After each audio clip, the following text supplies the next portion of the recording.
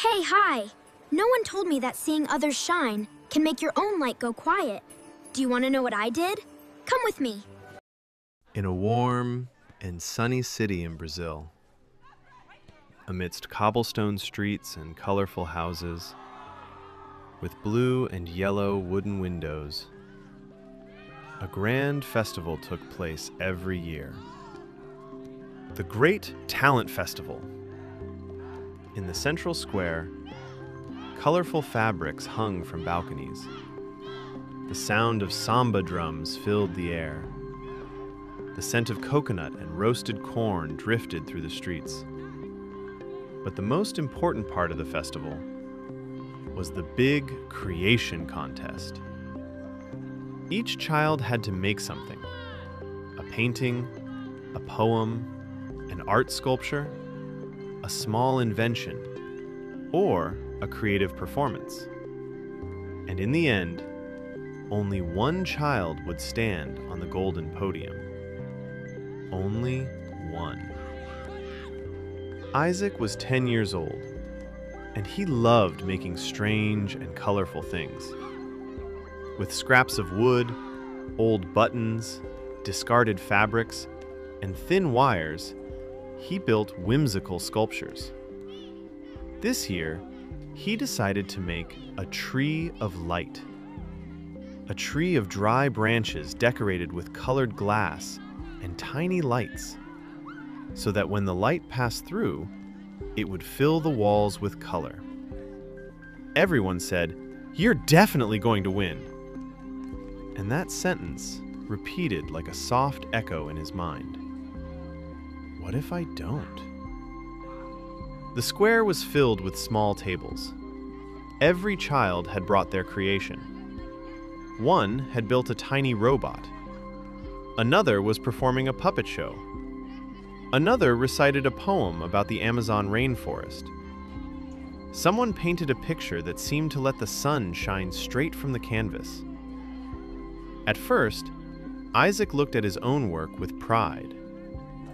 But gradually, his eyes wandered to the others' creations. His heart trembled. Their work is more creative than mine. That one is so precise. Maybe my tree is too simple. The Brazilian midday sun no longer warmed just his skin. An unfamiliar heat spread through his heart. The judges began inspecting the works. They stood by Isaac's table. They smiled, nodded, and moved on. Then, they stopped by Maria's table, a girl who had made a bamboo musical instrument that, when played, filled the square with soft, forest-like sounds. The crowd quieted. Everyone listened. Isaac felt the light of his tree fade. It was as if even the colors were shy. A bitter feeling settled in his chest. Not quite sadness, not quite anger, something like shrinking. When Maria finished her performance, she came over to Isaac's table. Excitedly, she said, "Your tree is amazing. When the light passes through, it feels like a festival of colors." Isaac paused. He could have responded coldly, could have refused to smile, could have held on to jealousy. But instead, he said, "When your instrument plays, it feels like the forest is breathing." Maria's eyes sparkled, and suddenly, something magical happened. Several other children came over and began talking about each other's work. They combined ideas.